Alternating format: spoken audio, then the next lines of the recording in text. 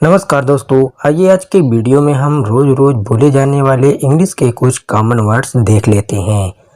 छोड़ देना। छोड़ देना इसे इंग्लिश में कहते हैं अबेंडन। अबेंडन का मतलब छोड़ देना। लज्जित होना इसे इंग्लिश में कहते हैं अबैस। अबैस का मतलब लज्जित होना।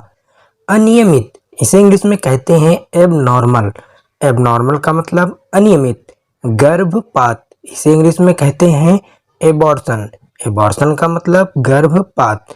कबूल करना इसे इंग्लिश में कहते हैं एक्नॉलेज। एक्नॉलेज का मतलब कबूल करना। सही सही इसे इंग्लिश में कहते हैं एक्चुअल। एक्चुअल का मतलब सही सही। पैदल पैदल को कहते हैं इंग्लिश में अफूट। अफूट का मतलब पैदल।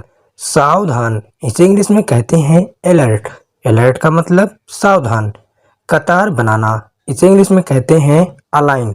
अलाइन का मतलब कतार बनाना। समर्थन इसे इंग्लिश में कहते हैं अप्रूवल। अप्रूवल का मतलब समर्थन। चारों ओर इसे इंग्लिश में कहेंगे अराउंड। अराउंड का मतलब चारों ओर। लालच इसे इंग्लिश में कहते हैं एवरिस। एवरिस का मतलब लालच। राह देखना इसे इंग्लिश में कहेंगे अवेट। अवेट का मतलब राह देखना। थोड़ी देर के लिए इसे कहेंगे अवाइल। अवाइल का मतलब थोड़ी देर के लिए।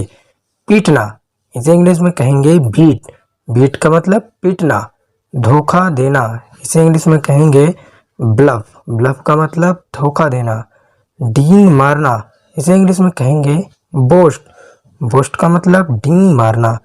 कष्ट देना इसे इंग्लिश में कहेंगे बोदर। बोदर का मतलब कष्ट देना। जलपान गृह इसे इंग्लिश में कहेंगे कैफे। कैफे का मतलब जलपान गृह। पिंजरा इसे इंग्लिश में कहेंगे केज। केज का मतलब पिंजरा। पोशाक इसे कहेंगे कॉस्ट्यूम।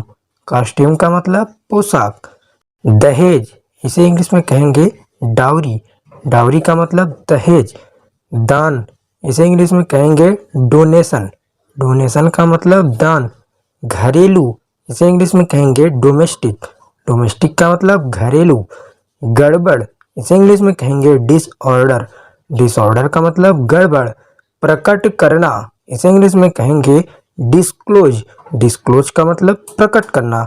भक्त इसे इंग्लिश में कहेंगे डीओटी। डीओटी का मतलब भक्त। महारानी इसे इंग्लिश में कहेंगे इम्प्रेस। इम्प्रेस का मतलब महारानी। काफी इसे इंग्लिश में कहेंगे इनफ। इनफ का मतलब काफी। घेरना इंग्लिश में कहेंगे एनवायरन। एनवायरन का मतलब घेरना। दूत इंग्लिश में कहेंगे इनवाय।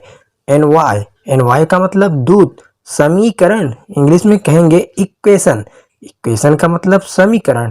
बुराई या फिर पाप इंग्लिश में कहेंगे इविल। उपजाऊ इंग्लिश में कहेंगे इसे यूबरस। यूबरस का मतलब उपजाऊ। अंतिम या फिर पिछला इंग्लिश में से कहेंगे अल्टीमेट। अल्टीमेट का मतलब अंतिम या फिर पिछला। बेजोड़ या फिर निराला इंग्लिश में कहते हैं इसे यूनिक। यूनिक का मतलब बेजोड़ या फिर निराला। आंसू इंग्लिश में कहेंगे टीयर। टीयर का मतलब आंसू। काफी दूर इंग्लिश में कहेंगे इसे थ्रू आउट। थ्रू आउट का मतलब काफी दूर। नमूना इंग्लिश में कहेंगे इसे सैंपल। सैंपल का मतलब नमूना। मोक्ष या फिर मुक्ति इंग्लिश में कहेंगे इसे साल्वेशन। साल्वेशन का मतलब मोक्ष या फिर मुक्ति। मलहम इसे इंग्लिश में कहते हैं साल्व। साल्व का मतलब मलहम। चुस्की लेना इंग्लिश में कहते हैं इसे सिप। सिप का मतलब चुस्की लेना। जासूस इंग्लिश में कहेंगे इसे स्पाई। स्पाई का मतलब जासूस।